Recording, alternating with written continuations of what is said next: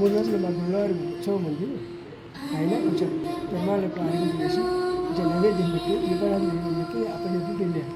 మీకేమో డబ్బులు ఇస్తాను ఏం చెప్పినా కూడా మా గురువుల ఆరాధనకి వెళ్ళిపోయాను. 3 రోజులు ఉత్సవం గురువు ఆరాధన చేసుకొని వచ్చే వరకు 3 రోజులు అయిపోయింది. 4వ రోజు వచ్చాను.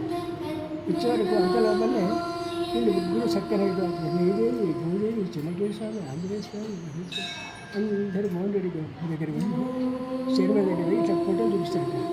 ఆంజనేయ స్వామి జ్వరం వచ్చిన మనిషి దగ్గర పడుకున్నాడు.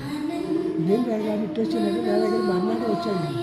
నేను లేను, నా అబ్బాయికి ఎప్పటి దండం పెడితే అయ్యారు ఈ పని చేయకండి, నీకెన్నిటికి వెళ్ళి ఆ పెద్దవాళ్ళకి ఆరోగ్యం మాత్రం మరొకండి చెప్పి ఎన్నో వేలు వచ్చింది. ఆయన చాలా చిత్రాలు చేయాలి. నేనే నమ్మకలేకపోయినా ఆయన చెప్పినాను. ఎంత విచిత్రంగా దైవలేదు.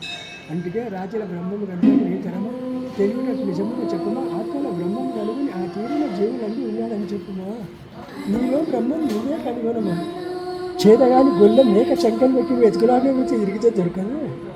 అయినా నిన్ను నీవు చూసుకో, ఆయన సంగతి తెలుస్తుంది. పెద్దలు చెప్పిన మాట అది అంతరార్థం.